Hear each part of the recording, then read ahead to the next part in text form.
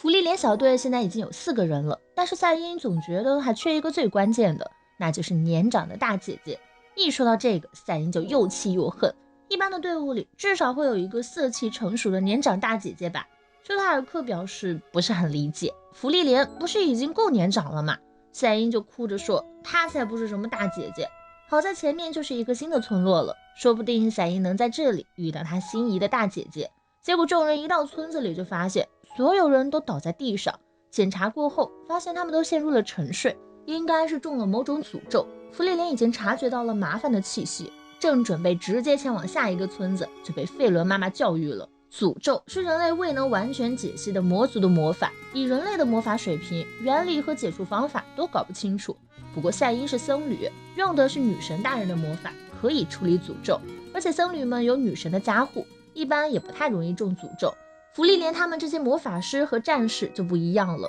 村子现在还处于诅咒范围中，赛因已经确认完毕，诅咒倒是能解开，但要进行仪式也需要道具，还不如直接去破坏诅咒的来源。始作俑者是魔物，他已经推断出了位置，结果刚准备去找那只魔物，修塔尔克就倒下了，他们只能举着修塔尔克前往魔物所在的森林。到了晚上，费伦也坚持不下去倒了，芙莉莲给他俩开了个防护罩，让2人先睡着，自己和赛因来到了魔物的所在地。没想到这诅咒强到芙莉莲也没顶住，沉睡之前告诉赛因，找到魔物就叫醒自己，千万不要一个人战斗，自己一定会打倒他的。可是赛因的魔法只能让中咒者清醒5秒，5秒能顶什么用啊？没办法，他只能把芙莉莲安置到一边，自己前去对抗那只长得像食人花一样的魔物混沌花亚种。沉睡的居民都会被这家伙吸收魔力当成肥料，魔物一察觉到赛因的气息，就挥起金条展开了攻击。赛因知道这类魔物的弱点就是核心，一边躲避攻击，一边掏出圣典，同时射出数道魔力光柱。然而那些光柱竟然瞬间就被魔物用叶片反射了回去，无法命中核心的话，那些魔力攻击会在叶片之间不断反射，甚至有可能误伤到沉睡的芙莉莲。这样下去情况只会越来越糟，赛因只能暂时闪躲，犹豫到底要不要叫醒芙莉莲。短短5秒，他根本没办法解释清楚状况。如果芙莉莲的攻击也被反射的话，那恐怕这座森林连带外面的村子都会被消失殆尽。他才刚加入这个小队没多久，和芙莉莲之间并没有建立太多的默契。但就在这时，赛因想起了小时候海塔大人来他们村告诉过他和他的好兄弟，对于冒险者来说，互相了解和信赖关系都不是必要的，尤其是他曾经的伙伴芙莉莲。所以他选择相信芙莉莲说的话，他说一定会打倒魔王，那就肯定会。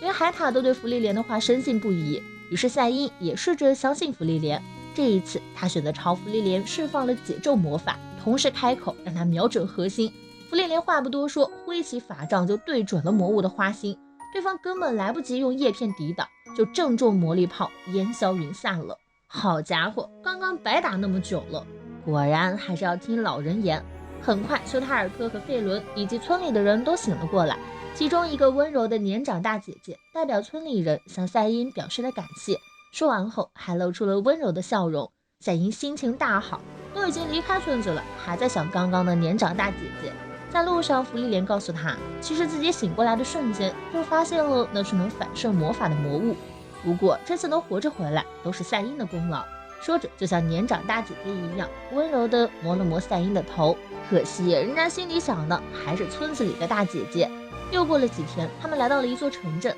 这里是前往魔法城市奥伊斯斯特之前的中转站，刚好可以补充一下物资。结果众人还没进城，就先被北方诸国3大骑士之一的奥尔登家家主给叫住了。家主一上来就对修宝上下其手，然后让他跟自己回家。谁能想到芙莉莲为了钱竟然把修宝给卖了。他们跟着奥尔登一起回到了宅邸，奥尔登表示自己有事相求，事后也会给予报酬。芙莉莲一听有麻烦事，站起来扭头就走，却被费伦叫住，给他看了一下，他们剩下的旅费只剩下几枚铜币。于是芙莉莲立刻转换态度，表示听听你的要求倒也不是不行。奥尔登将他们带到了一幅画像面前，画像上的人是他的长子维尔特，看起来竟然跟修塔尔克长得一模一样。但维尔特1个月前在和魔族的大战中牺牲了，知道这件事的只有奥尔登家的几个心腹。这座要塞城市是这片地区的防守核心，在补充好消耗掉的兵力之前，不能让军心涣散，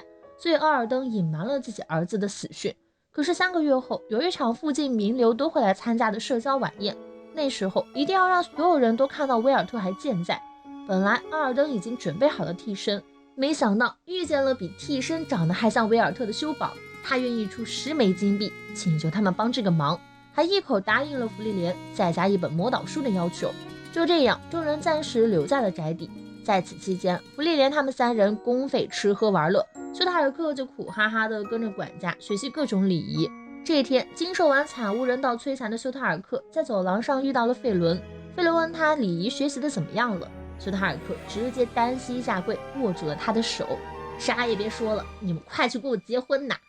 可惜费伦是个木头，在休塔尔克面前表现得无动于衷。等他走了，才看着自己的手，久久不能回神儿。休塔尔克又在那幅画像前遇到了奥尔登。一开始他觉得奥尔登未免太冷血无情，儿子尸骨未寒就能如此理智地安排好一切。但是听完他的话，又觉得这份父爱只是太过内敛。接着又陪奥尔登来到了庭院，那里他的次子正在练剑。奥尔登评价这个次子身为继任者，却还是没有长进，让休塔尔克想起了自己的父亲。没想到奥尔登其实是他父亲和兄长的集合体。他知道这个小儿子没有大儿子有天分，但也知道小儿子其实很努力，还说他总有一天会成为比自己更强的骑士。没过多久，奥尔登竟然让费伦也跟着一起接受礼仪训练，因为休塔尔克还需要一个舞伴。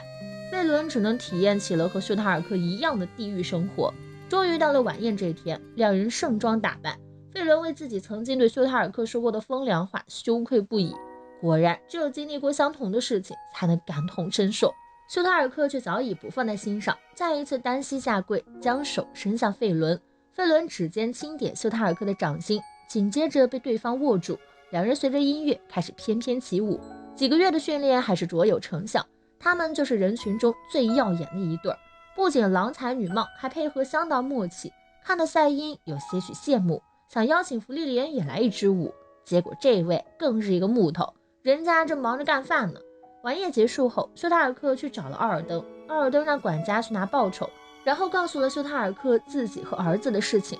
他们那天是吵完架之后不欢而散的，奥尔登甚至还对儿子说再也不想看见他的脸。谁能想到这句无心之言会一语成谶呢？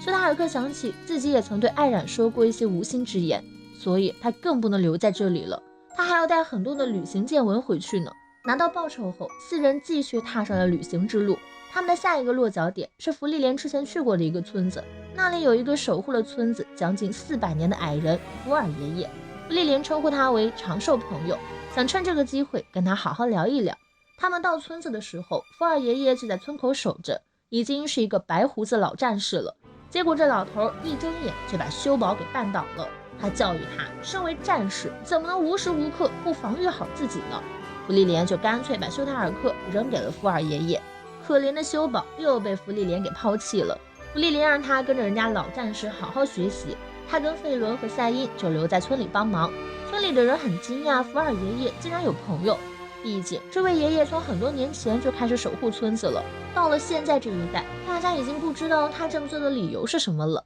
只是单纯将老爷爷认定为村子的守护人。转眼间过去了1个星期，弗利莲问福尔爷爷休塔尔克这段时间学得怎么样。没想到福尔爷爷对他的评价还挺高，只是他们很快就要分别了。弗利莲很感激他，是他让自己有机会了解西梅尔他们几个人。当初勇者小队来到这座村子的时候，西梅尔问过福尔爷爷守护村子的理由，他说只是在保护妻子心爱的村子，他的妻子是人类，早就已经去世了。虽然过去了很多年，但那个人的长相、声音和眼神都被福尔爷爷铭记心中，是只属于他的回忆。他就这样遵循着和死者的约定，独自一人守护了村子数百年。西梅尔仿佛窥见了他们勇者小队的结局，4个人，有人类，有精灵，有矮人，大家寿命长度不一样，活着的人总要带着和死去之人的回忆继续向前。福尔爷爷知道这支勇者小队一定能打败魔王，和平的时代也将会到来，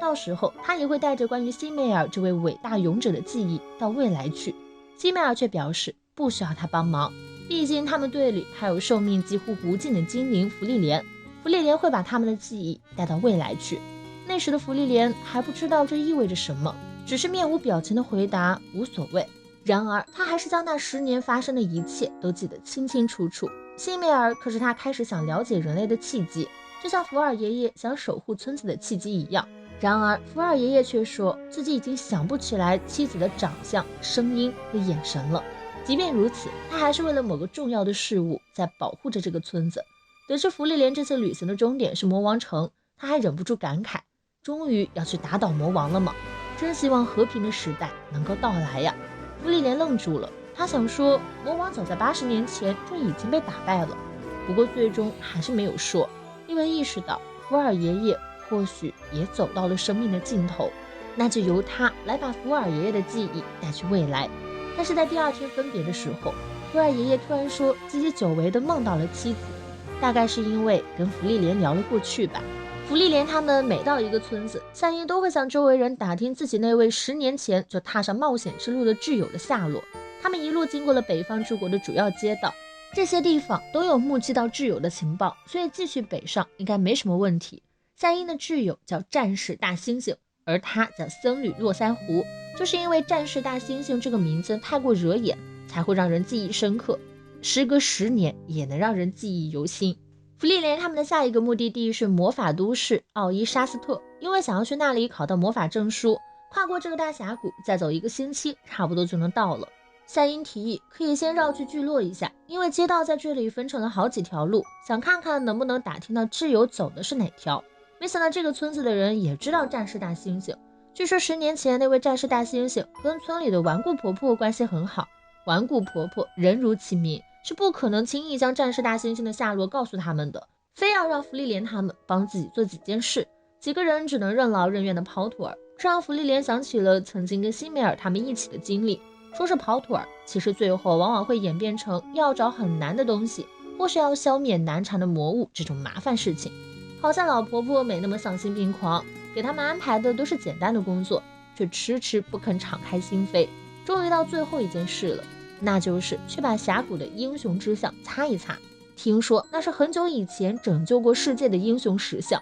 可惜过去这么久已经被遗忘了名字，只有他们村子还代代管理着那座石像。万万没想到，石像上的其中一个人还是芙莉莲他们的熟人精灵武僧克拉夫特，不过另外一位他们就不认识了。而同样的雕像，赛因他们村子里也有一座。赛因和挚友觉得雕像上的2个人很像他们，但是他们才不要做被遗忘的英雄，而是要做勇者辛梅尔那样让人难忘的英雄，所以挚友才会给自己取名战士大猩猩，这样等他成为英雄的时候，这个显眼帮名号也会永远流传下去。害他直呼你可真是个小机灵鬼儿，干脆给赛因也取了个僧侣络腮胡的名字。随着回忆结束，赛因他们几个也将雕像擦得干干净净，比10年前战士大猩猩擦得还干净。顽固婆婆这才开口说起了她的事情。战士大猩猩经常提起自己的好友僧侣络腮胡，还说要跟他一起成为名留青史的英雄。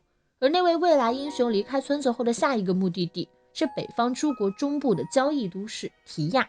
方向跟芙莉莲他们要去的欧伊沙斯特截然相反。赛因露出了有些难过的表情。是啊，这该怎么办呢？